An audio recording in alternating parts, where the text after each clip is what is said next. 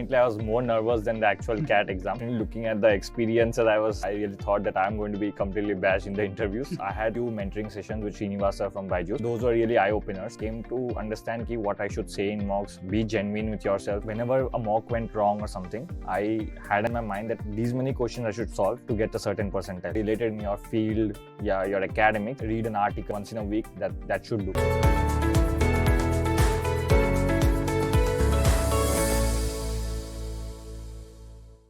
Hello. Welcome to our next spotlight session on the BYJU'S Exam Prep CAT channel. You've gone ahead and experienced a couple of our students going ahead and sharing their journey with you, talking about the nuances of how you can go ahead and crack the CAT exam. Out of 220,000 people on an average who write this exam every year, there are just a few students who go ahead and achieve their dream of getting into the top B schools. We have one such student here today with us who is actually still in a dilemma. He's converted FMS, almost about to convert B, still thinking whether to go to IIM Bangalore or FMS, but more on that later. Let's go ahead and introduce Aveek. How are you, Aveek? I'm great. How are you? Congratulations, first and foremost, from the entire BYJU'S Exam Prep channel on having made us proud. 99.82 stupendous score. Thank you. And we'll talk a little bit more about, whether you're going into Bangalore or FMS at a later point in time. Yeah. But first, the day when you actually got that call letter, the final conversion from FMS, and hopefully it is coming very, very soon for IIM Bangalore as well. What was the reaction? So actually, FMS had released their list around at 2 a.m. in the night, if I'm not wrong, 1 a.m. Yeah. So I had almost gone to sleep, and then I was just checking my phone, and they said FMS admissions are out. So I immediately saw my name. Then I was completely elated. And I woke up my mom and dad, my friends. Did not sleep that night? Yeah. It was an amazing feeling because it was one of my dream school. Obviously. And so it was a great feeling. And how were your parents? Excited? You woke them up from the sleep? What was the reaction? So their reaction was really very happy, and my father also wanted me to go to FMS. Oh, lovely. Yeah, so perfect, dream come true, right? Yeah. Perfect. So what we'll do, in our discussion today is we'll actually go ahead and have a short conversation on what led you to actually think of MBA, considering you're an engineer coming from an NIT background. Why did you think of MBA? Why did you want to go there? And then we'll talk a little bit about your preparation strategy and get deeper into that. Okay? Yeah. So let's kickstart with this thing. Many students, they keep coming out and think, sir, लोग engineering करते क्यों है? करने के बाद MBA करते हैं. Directly और कुछ करते हैं so that they could do MBA. What was your logic behind from an engineering degree moving to an MBA? What was the reason behind that? Okay, so during my engineering, I had an inclination towards marketing actually. So I was working as a music secretary in my college at that point of time, and I was the head of organizing fests and all. So during that time, we had to do some few marketing events at that point of time. So I had a little bit inclination over there. And actually, I didn't sit for any of the placements for IT companies at that point of time. And there was one company, which is a digital marketing consultancy. And I sat only for their placement. And I converted. At the same time, I had given CAT also during 2020, but couldn't make it to one of the dream college. So I thought, why not just have 2 years. So what was your percentile in the first attempt? It was 96, around 96. Very good percentile even in your first attempt. But I like the fact that you were very clear from day one. I want to get into marketing. Did not sit for the other interviews, just sat for this firm and you were able to convert. Yeah. Lovely. So you went in, you worked there for a couple of years. Why again? What brought this bhoot of MBA once again into your life? Or were you always sure कि करना है, but I'll get a little bit of experience then? So it was actually in back of my mind. I was sure that I had to do. I wanted to get into one of the top B schools, and so after 2 years, I decided that why not? Let's give it one more shot, and so lovely. So this was basically your second attempt. So the first question that comes to mind is, when you started off this preparation for the second attempt, what were some of the mistakes that you were able to identify during your preparation for the first attempt that you wanted to resolve and you wanted to ensure you did not repeat? So I first and the foremost thing was if you look at quants, and I thought I was quite okay with it, and some of the concepts I was not yet familiar, like some of the tricks at that point of time. So one mistake I did during that time was I just started giving mocks without analyzing those, without learning, looking at the concepts. So this time I made sure that first I will get all my concepts clear, then go into mocks, and also after mocks analyze all of them. And one more thing I did this time was past year question papers. I did through and through, like every point I looked at. So those are some of the things that changed from 2020, which was helpful. And what were some of the good things that you had done in 2020 which you wanted to copy even now? Some of the good things, I would say, just the mindset and giving mocks. Perfect. Yeah. So when you talk about mocks, this thing comes up, and I've asked this of all the students who come on Spotlight. The students keep saying, "Sir, syllabus khatam hoga. After that, I will write mocks." Yeah. Once the syllabus gets over, only that. Do you also believe that you have to finish the syllabus before doing? You can. What is the take? I think you can start before that only. You can start giving mocks. You will just get, the main thing is to get the exam mindset over there. How to give the exam, 2 hours. How you're going to manage your time. How you're going to manage your mental state. So I think mocks should be given from before only. And once you start clearing the concepts, the mocks even get easier during the later stages. So I think that's my suggestion. That's helpful. So let's talk a little bit about your prep strategy, okay? Yeah. So predominantly because you'd already written it in 2020, you knew some of the concepts, you scored a 96 percentile, so concepts were in place. But you knew that you had to, write mocks, there needed to be benchmarking. So you you enrolled with BYJU'S Exam Prep. So what was the experience like? What were the learning and what were the benefits that you got from the program which helped you in your journey? The main benefit I want to highlight is that the mocks were really close to the actual exam paper, which I felt, especially the VARC section.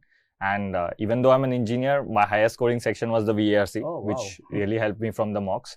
So I think that was the best benefit. And also apart from that, the analysis they provide, it kind of helps you to understand where you went wrong and what all you can improve. Sure. So these were some of the benefits I felt from the mocks. Lovely. And in the mocks, there were also the video solutions. Some of the All India Open mocks had a video attempt as well. Yes. Were you able to go through them? Do you think they were beneficial? Yeah, I went through the video solutions and definitely they were helpful. Wherever you got stuck. In which way?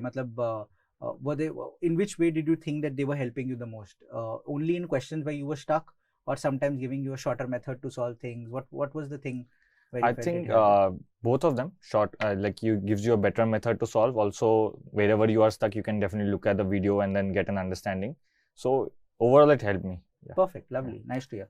So, generally everybody is afraid of this stage 1. Yeah, CAT is difficult. 2 lakh people writing. How will I do it? CAT got over. Yeah. Response sheet came out. You knew you had done well. I'm quite sure when you looked at your marks. And then suddenly you get to know about this behemoth, which is GDPI VAT. Yeah. And you realize, okay, the CAT part was easy. This part requires a little bit of effort. So, how were you exposed to that? How did you get to know? Were you nervous? Were you afraid? Oh, this is the difficult part. That is the easier part. What was your strategy for the same? What was your preparation and how did you go about it? Yeah. So definitely I was more nervous than the actual CAT exam once the GDPI sessions, preparation started. So definitely looking at the experiences, I really thought that I'm going to be completely bashed in the interviews. So I had few mentoring sessions with Srinivasa from BYJU'S, and those were really eye-openers, like what to do and what not to do. So definitely I came to understand what I should say in mocks, be genuine with yourself. So these were some of the takeaways. And also he helped me in reviewing my SOPs in the application submission. So those helped me in the long run. And overall about your preparation phase 2, what were the different parts that you focused on? How did you go about it? So I had forgotten my undergraduate academics, so I kind of brushed them up. And then I was working in a marketing firm, so I had to brush up a little bit about digital marketing and marketing as a whole. And since it was my interest, were there a lot of questions that came from digital? In IIM Bangalore, it was around marketing only.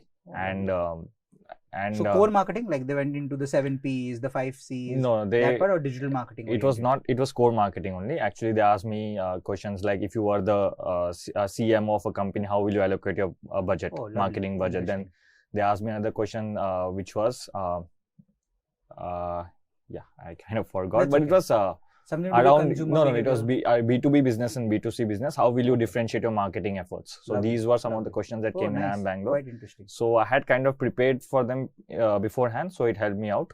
And other than that, general awareness about your state, about your country, and reading the newspaper, at least the main bits. So that helped me. So, considering there's so many elements to it, what are some of the elements that you would recommend to students that they can start right now? Rather than waiting till December, January, what are some of those things that they can do little right now, so that by the time December, January comes, they are comfortable? This part I can handle. What would that be? I would say definitely you should start reading the newspaper.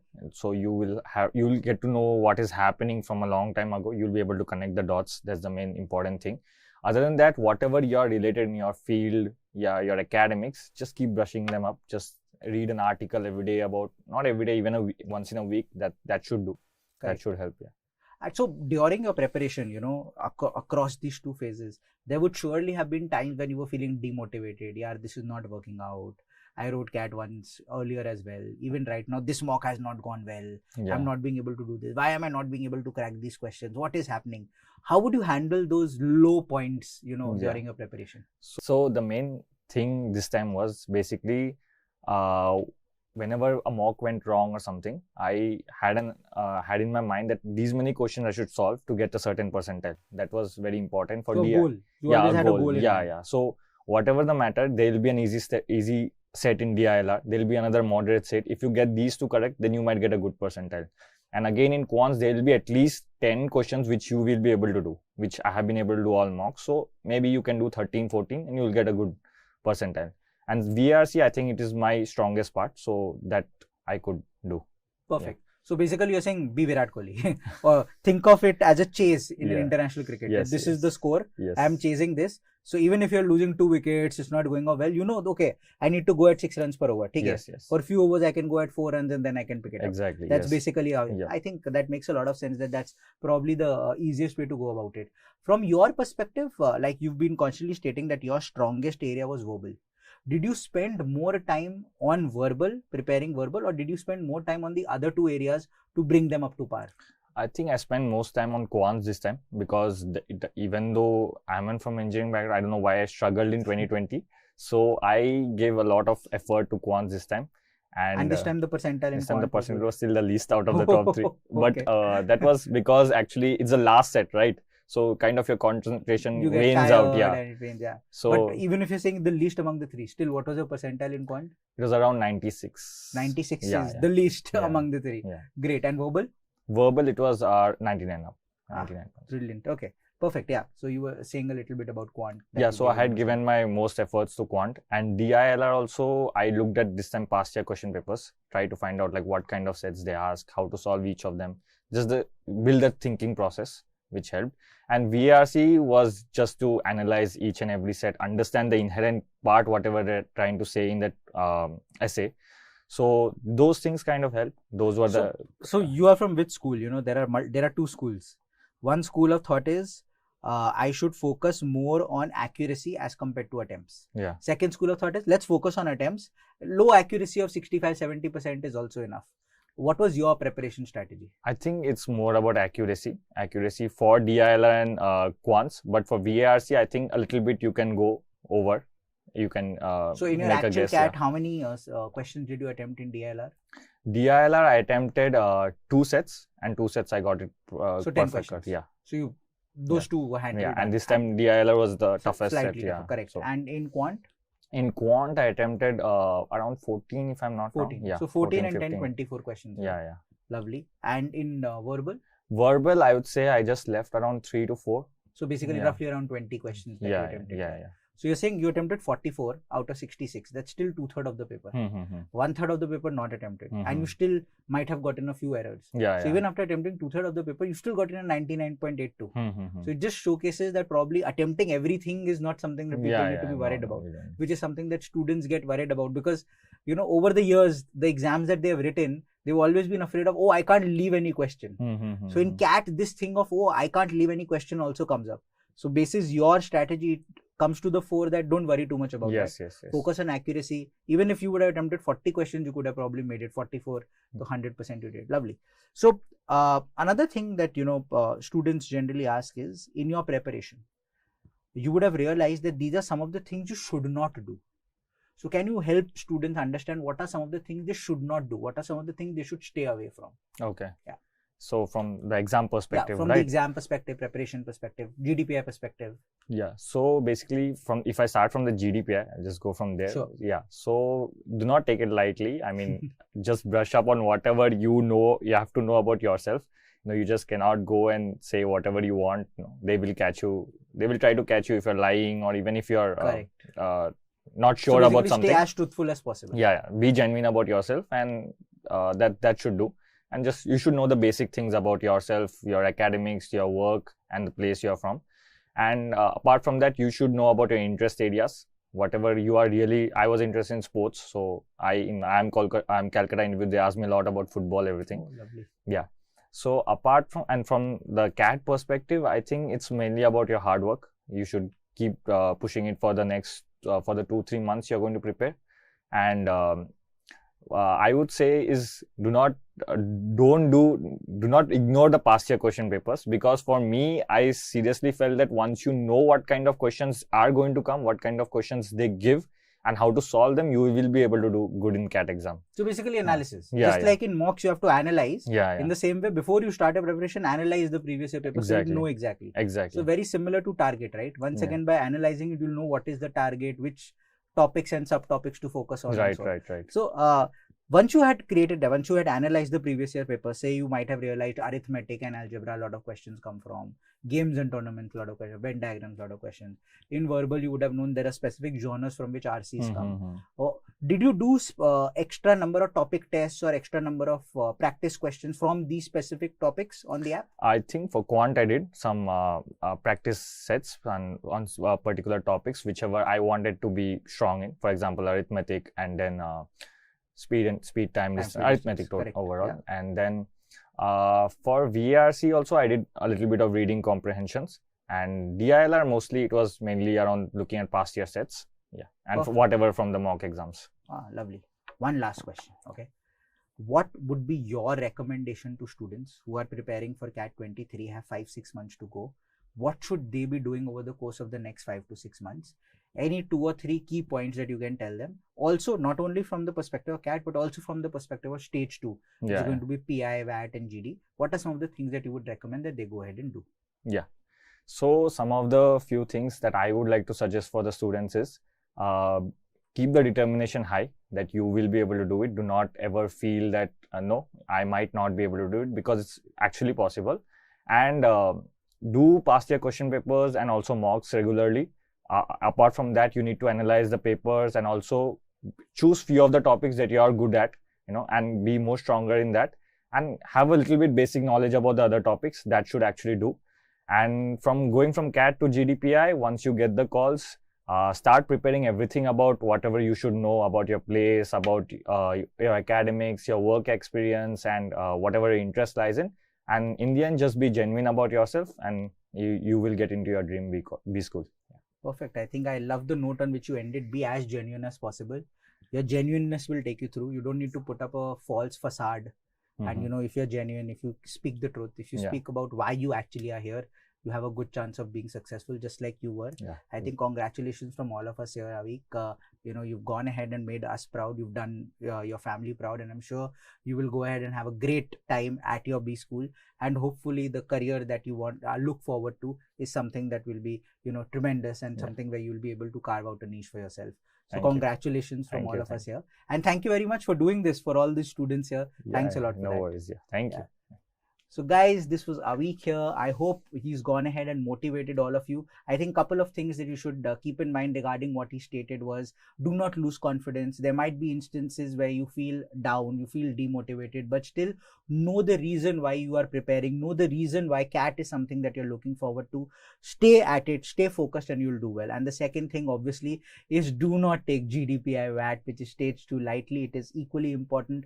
And the one last thing is, CAT is not an exam which is about a lot of attempts. It is more about accuracy. Stay calm, stay composed. In that exam, feel that you're confident. Attempt as many as you can, but focus more on accuracy, and I'm sure you'll do well. Thanks a lot from all of us for joining in. Hopefully this was very helpful for you and motivates you. And I hope to see a lot of you once again here in this seat next year with me, and hopefully, calling Aveek your senior a year later. That's it from our end. Bye-bye. Thanks a lot.